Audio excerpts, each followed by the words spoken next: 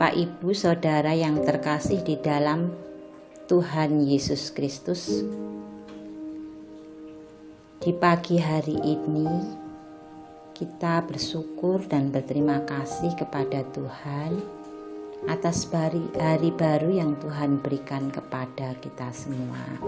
Kesehatan, keselamatan, dan selamat bertemu di dalam resapi renungan sapaan iman dari Gereja Kristen Jawa Margoyudan. Sebelum kita mendengarkan dan merenungkan firman Tuhan, mari kita berdoa. Bapa yang Maha Kasih, Bapa yang bertahta di dalam kerajaan surga yang mulia, kami mengucapkan puji syukur dan terima kasih atas kesehatan di pagi hari ini. Dan pada pagi hari ini kami mau mendengarkan firman Tuhan dan menelaah firman-Mu Tuhan. Bukakanlah hati kami untuk dapat mengerti dan merenungkan firman-Mu, juga melakukannya di dalam kehidupan hari lepas hari. Terima kasih Tuhan. Hanya di dalam nama Tuhan Yesus Kristus kami sudah berdoa dan mengucap syukur. Haleluya. Amin.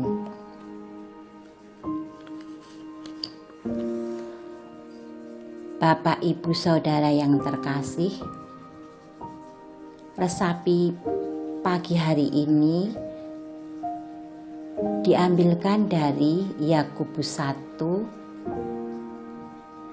ayat 6-7. Yakobus 1 ayat 6-7 yang diberi judul memiliki iman bukan keraguan. Demikian bacaan. Hendaklah ia memintanya dalam iman dan sama sekali jangan bimbang. Sebab orang yang bimbang sama dengan gelombang laut yang diombang-ambingkan kian kemari oleh angin. Orang yang demikian janganlah mengira bahwa ia akan menerima sesuatu dari Tuhan. Demikian firman Tuhan. Berbahagialah yang mendengarkan firman Tuhan dan melakukannya. Bapak, Ibu, Saudara yang terkasih, kita tentu sudah sering mendengar kisah Petrus yang berjalan di atas air. Saat itu para murid sedang berada dalam sebuah perahu ketika badai besar datang dan membuat perahu mereka hampir tenggelam. Di tengah badai itulah para murid menyaksikan Yesus berjalan di atas air, menghampiri mereka. Petrus dengan berani meminta kepada Yesus supaya ia pun bisa melakukan hal yang sama. Bapak, Ibu, Saudara yang terkasih, dengan berani pula ia akhirnya melangkah. 2 langkah Petrus bisa melakukannya. Tetapi ketika dirasakannya besarnya tiupan angin dan gelombang laut, imannya menjadi goyah. Petrus akhirnya terjatuh dan mulai tenggelam.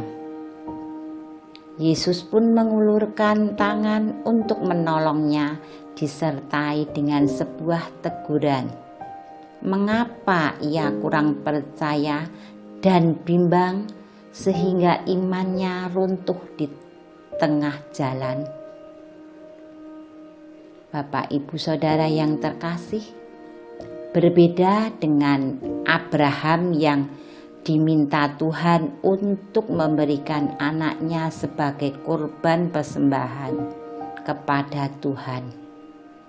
Kita bisa membayangkan apa yang dirasakan oleh Abraham saat itu.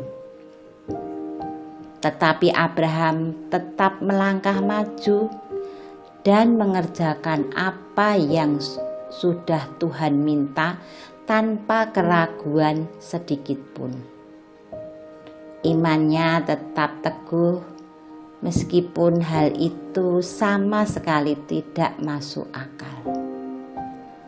Dan di satu titik ketika imannya kepada Tuhan sudah terbukti, Tuhan sendiri yang taruh tangan menyelamatkan Ishak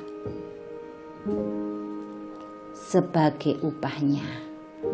Abraham mendapatkan janji Tuhan yang sangat besar bagi dirinya dan juga keturunannya, sungguh luar biasa.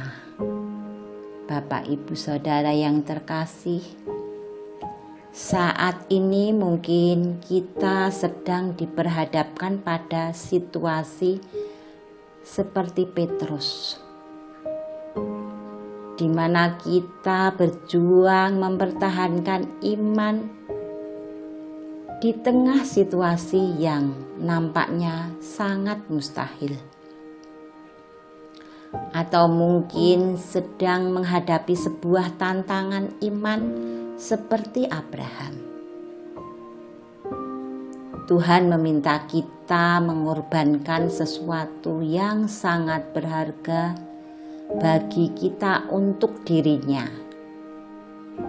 Apapun itu, jangan pernah menyerah di tengah jalan. Pastikan yang ada di dalam hati kita adalah iman, bukan keraguan.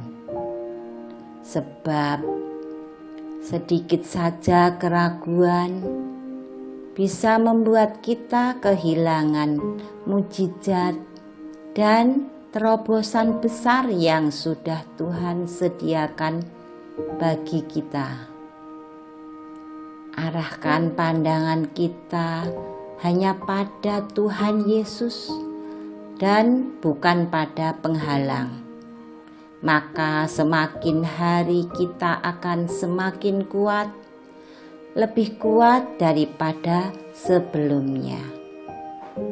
Bapak, Ibu, Saudara yang terkasih, pastikanlah yang ada dalam hati kita adalah iman, bukan keraguan.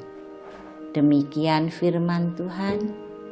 Renungkanlah dan jadilah pelaku iman. Tuhan Yesus memberkati kita semua. Haleluya. Amin.